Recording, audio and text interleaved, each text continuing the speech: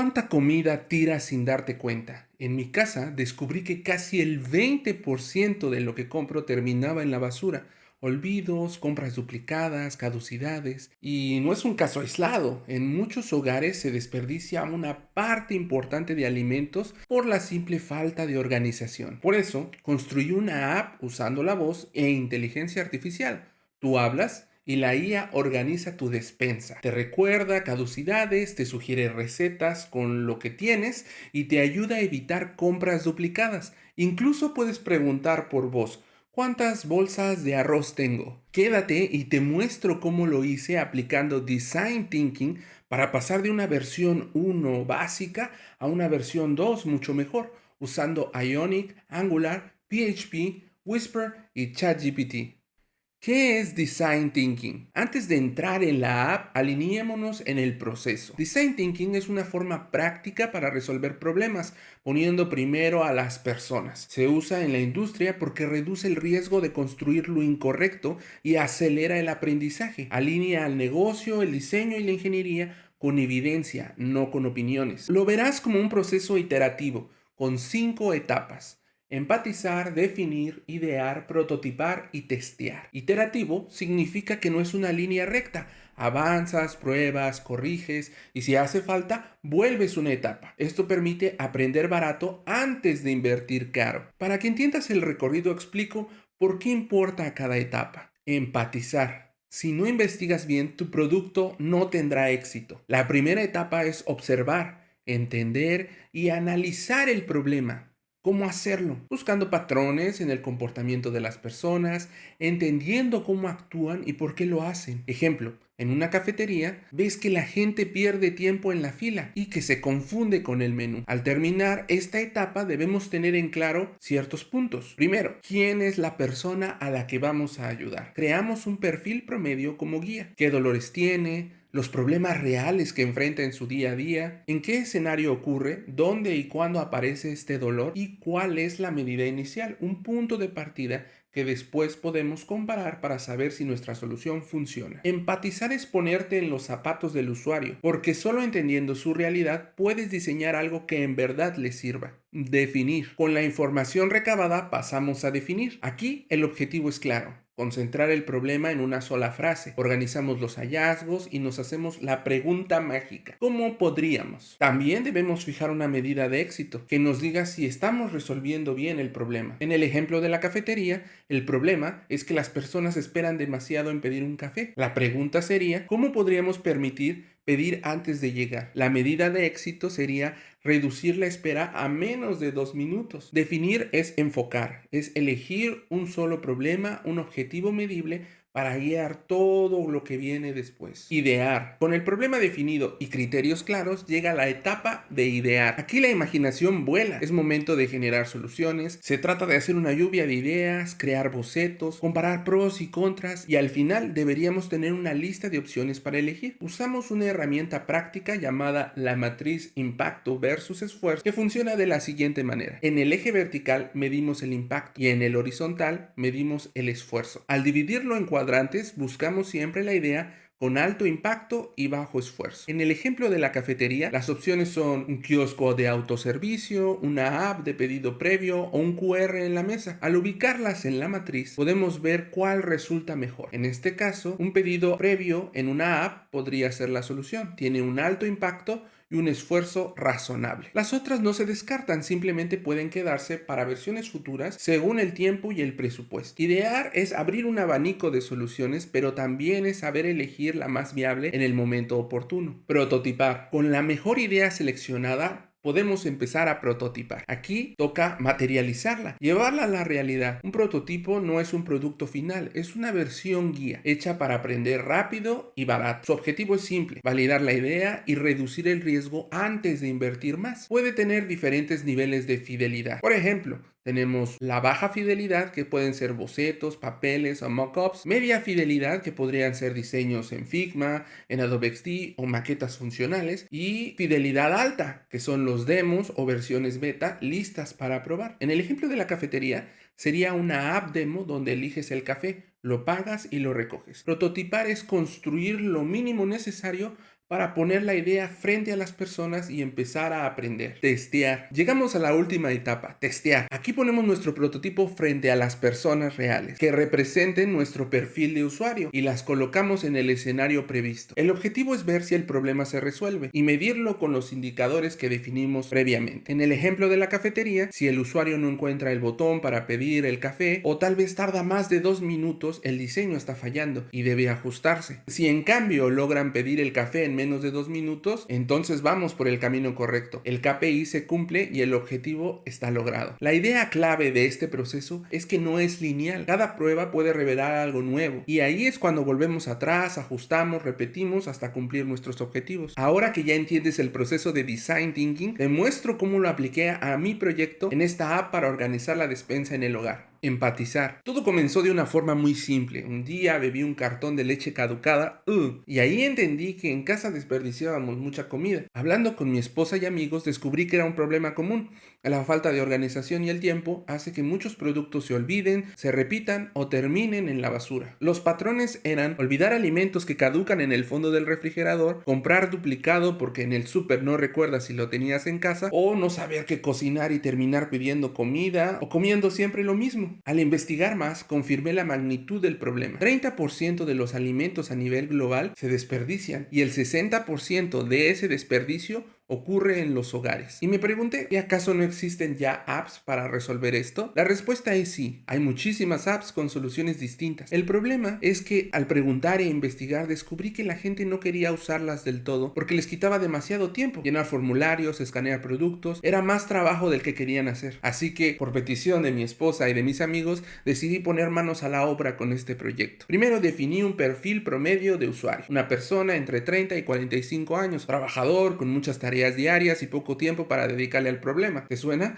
Para tener una medida inicial calculé 2 puntos de partida en mi hogar. Tenía un 20% de comida desperdiciada al mes y un 10% de compras duplicadas. La meta era clara. La app debía ayudar a bajar ambos porcentajes sin quitar demasiado tiempo al usarla. Definir. Después de la investigación y las entrevistas llegó el momento de definir el problema en una sola frase. Las personas pierden comida y dinero porque no tienen una forma rápida, natural, para registrar sus compras, organizar su despensa y recibir recordatorios a tiempo antes de que los alimentos se echen a perder. Con esta frase clara, formulé las preguntas clave del diseño. ¿Cómo podríamos reducir la fricción en el registro para que sea más rápido y natural que un formulario o un escáner? ¿Cómo podríamos avisar a tiempo antes de que un producto caducara usando recordatorios que la gente ya revisa a diario? Y para medir el éxito establecí 3 métricas concretas. Tiempo de registro, menos de 60 segundos por producto. Adopción real, de cada 10 personas que la prueban, al menos 5 deben integrarla en su rutina. Y 3, impacto de desperdicio,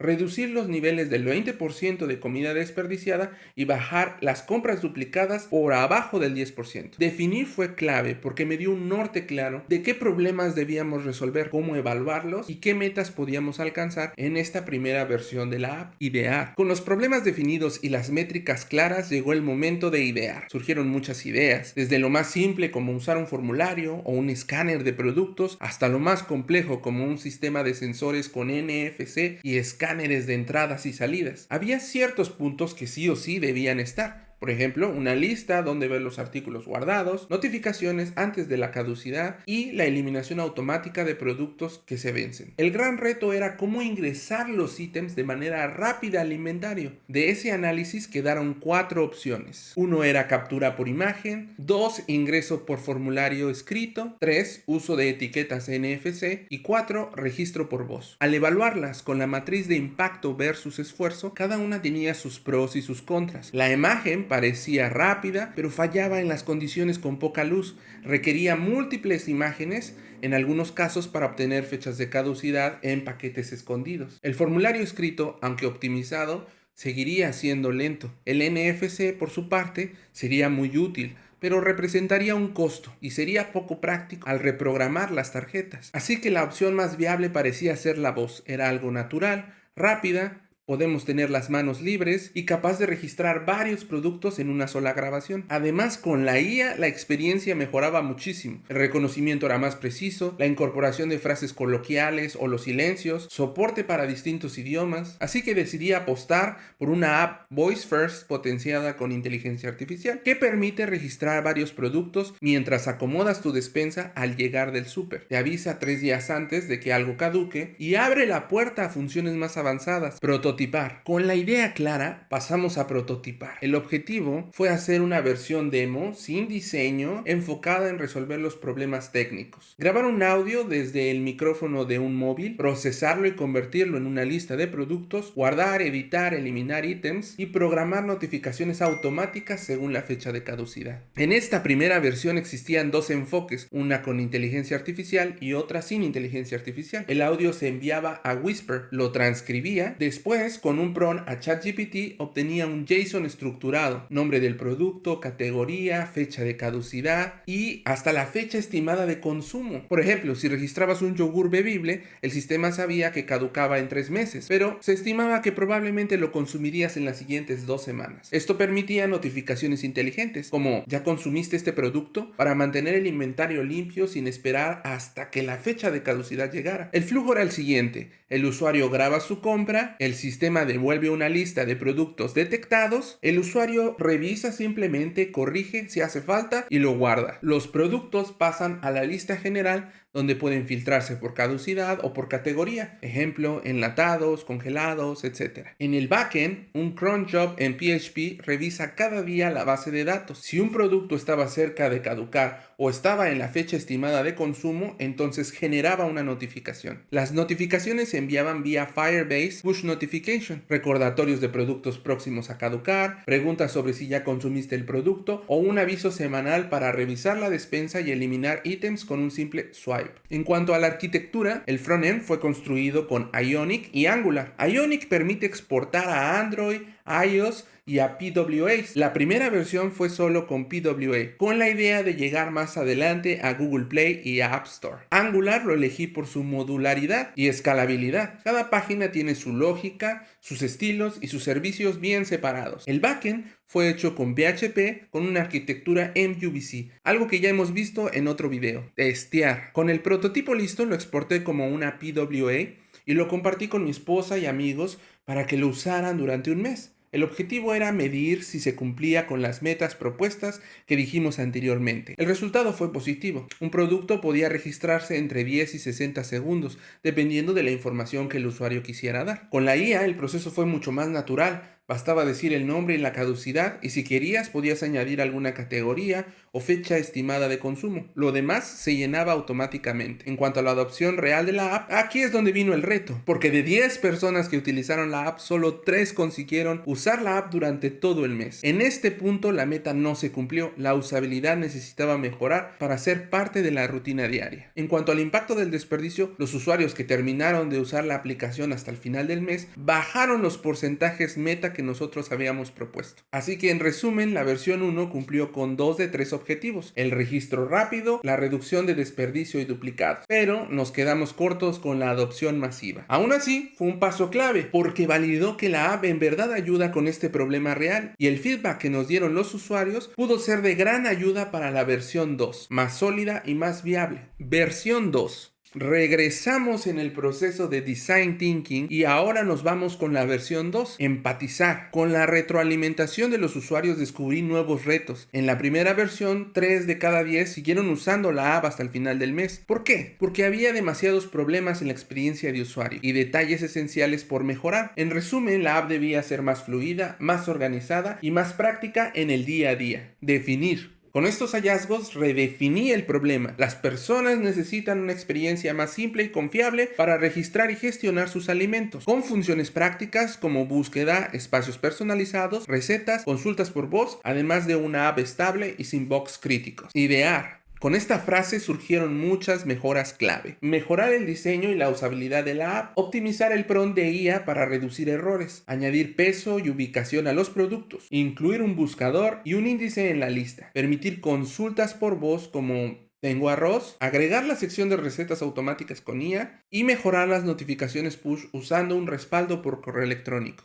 Prototipar. En esta segunda versión ya incluí un diseño que vestía los componentes de Ionic. Entre las mejoras destacaban el campo entre kilogramos y libras según el idioma, espacios personalizados, ahora pueden crear secciones como gabinete 1, congelador y asignar ítems, buscador e índice de productos para encontrar más fácil, nueva sección de consultas por voz usando el mismo sistema. Pregunta si tienes un producto y la app responde con un nombre o con una cantidad. Recetas con IA, seleccionas productos o dejas que la IA combine lo disponible. Puedes elegir porciones, tipo de dieta o añadir comentarios. La receta regresa con ingredientes, pasos y hasta la opción de descargar en PDF. Una vez que eliminemos la receta, también se eliminan automáticamente los ítems usados del inventario. Notificaciones mejoradas. Ahora los usuarios pueden programar recordatorios desde la sección de ajustes. Si las push no funcionan en la PWE, se puede generar una versión por correo electrónico más confiable. Testear. Actualmente la versión 2 está en fase de prueba con usuarios reales. El objetivo es validar las mejoras resueltas con los problemas que señalaron los usuarios y que la experiencia sea lo suficientemente práctica